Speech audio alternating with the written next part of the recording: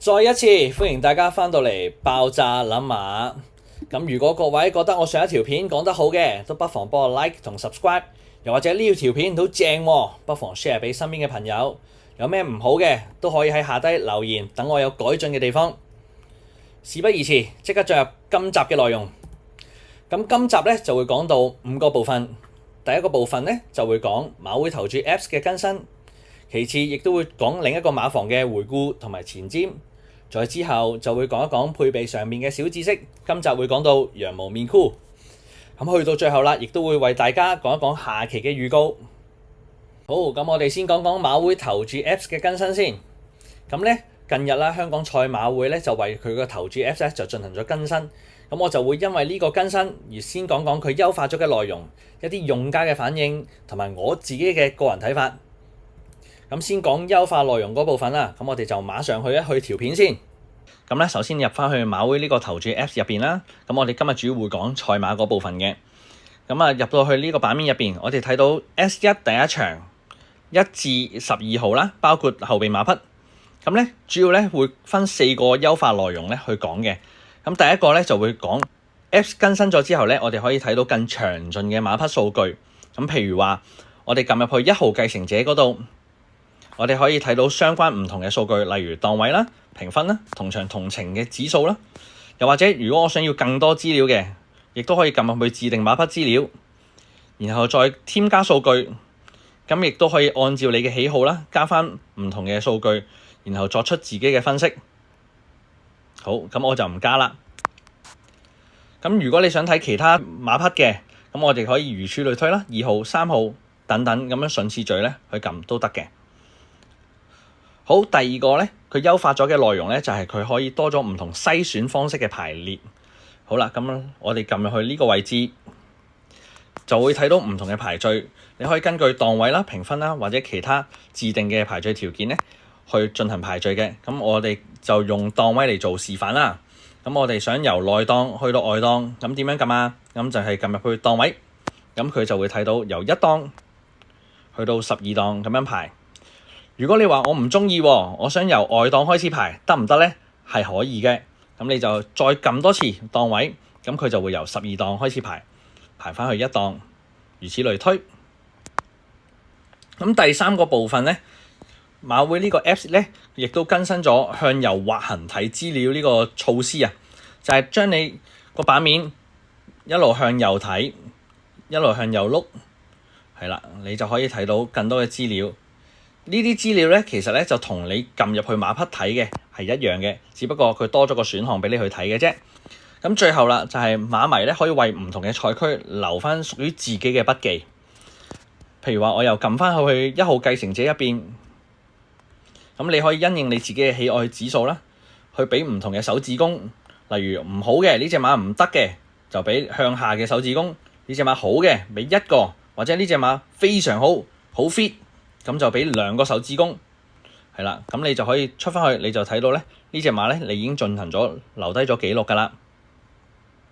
好啦，咁睇完佢優化咗嘅內容咧，我哋就睇睇一啲用家嘅反應啦。咁咧有部分嘅用家咧就認為咧更新咗個 Apps 之後咧，其實變相簡單複雜化咗啊。因為咧有好多人咧其實未必會睇到咁多嘅資料，亦都會關注咁多嘅資訊。佢哋比較純粹咧就可能睇個賠率啦。又或者自己中意嘅馬匹名啦，又或者中意嘅騎師啦，去進行投注嘅。咁呢啲咁資料豐富嘅內容咧，其實咧就比較適合一啲即食嘅投注者。點解咁講咧？因為咧佢哋可以睇馬匹對上幾次嘅賽績，如果呢隻馬匹狀態好嘅，對上嘅幾次賽績應該都係會唔錯嘅。咁就我而言啦，我嘅個人睇法咧就係呢個 Apps 更新咗咧，係需要時間去適應嘅。而呢個 Apps 更新咗，多咗咁多數據同資料咧，相對嚟講係更適合年青嘅一代嘅。點解咁講咧？因為年青一代咧就更加講求命中率，講求數據，講求資料。但係問題出現啦，呢個 Apps 更新完之後咧，其實某部分嘅功能係同呢個 Racing Touch 係重疊咗嘅。加上因為呢個投注 Apps 嘅版面咁細，如果我哋睇咁多資料咧，其實會覺得花多眼亂嘅。再加上有一個位置啊，就係你投注嘅時候有個框框入邊，其實有個剔號嘅。對於一啲投注者嚟講咧，係有誤導性嘅。講完馬會投注 Apps 嘅更新咧，就進入下一個環節馬房回顧。今日講到嘅馬房就係鄭俊偉馬房。咁暫時咧，鄭俊偉馬房倉入邊咧就得翻39匹嘅賽駒，只係比丁冠豪多少少嘅啫。咁而喺咁多個練馬師入邊啊，其實鄭俊偉馬房上年係交最少頭馬嘅。咁眾所周知啦，鄭俊偉馬房年年都打護級，年年都係緊熟，今年都唔例外，得16場頭馬嘅啫。其實啦，前季容天鵬因為健康問題喺季尾散倉，有唔少嘅舊部咧喺上季咧都嚟投咗呢個鄭俊偉馬房。正常嚟講咧，呢個馬房嘅成績係應該係進步噶嘛，但係唔知點解冇進步不特止，反而退步咗。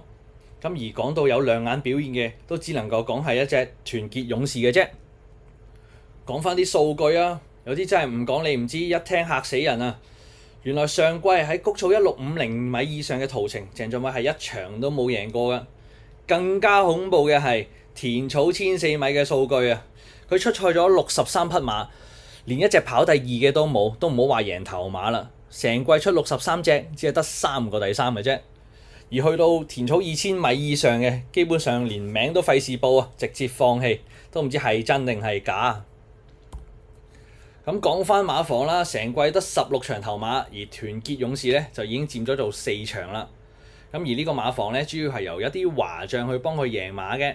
咁當中就以梁家俊同埋潘明輝就合共幫馬房贏咗9場頭馬。咁其餘嘅喺個列表度都可以睇到㗎啦。咁講到鄭俊偉馬房啦，一定要提及呢隻馬房代表作團結勇士。今季啊，幫呢個馬房贏咗4場頭馬，佔咗1/4㗎啦。當中包括2場嘅谷草1200米同埋2場嘅田草直路賽1000米嘅賽事，咁全部咧都係由梁家俊策騎嘅。咁鄭俊偉馬房都可以話係同丁冠豪馬房咧難兄難弟㗎啦。咁自從計翻5班頭馬之後咧，今年嘅成績冇進步，仲差咗。究竟係練馬師心中嗰團火熄咗啊，定係點咧？因為睇翻佢之前掟馬寶嗰年，其實係好有鬥心嘅，好想贏馬。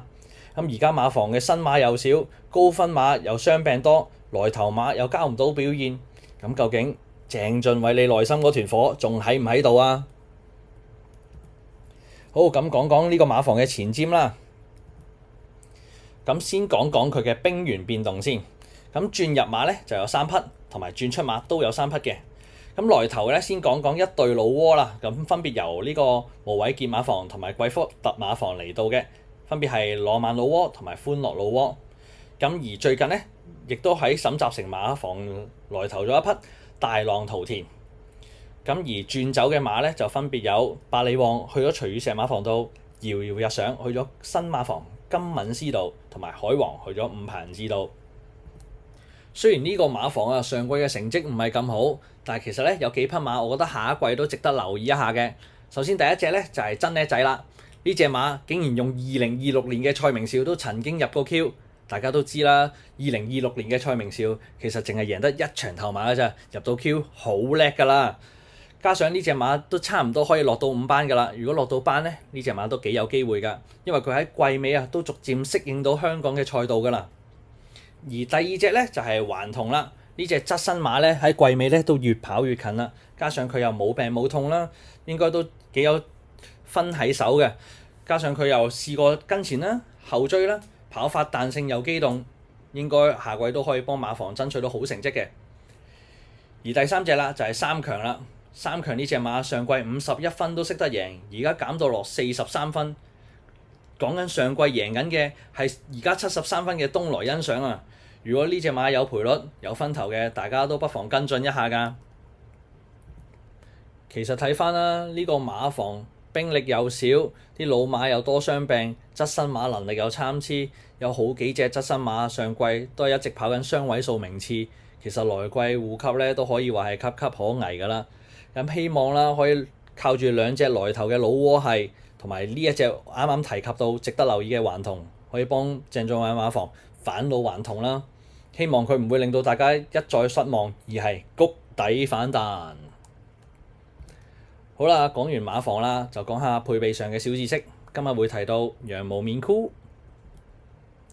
咁羊毛面箍嘅作用咧，其實同眼罩都係大同小異㗎啦，都係差唔多嘅啫。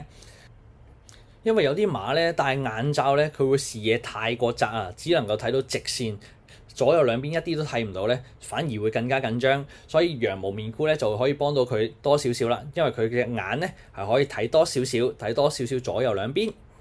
咁當然啦，羊毛面箍嘅作用咧都係令到馬匹減低佢分心嘅機會嘅啫，令到佢可以集中啲，跑得好啲。好啦，咁下期嘅預告就將會講到徐雨石馬房。好，嚟到最後啊，希望大家如果覺得我講得好嘅，都不妨 like 同 subscribe， 又或者 share 俾身邊鍾意跑馬運動嘅朋友。有咩地方需要改進嘅，都不妨喺樓下 comment 俾我。咁今集時間就係咁上下啦，下集再見，拜拜。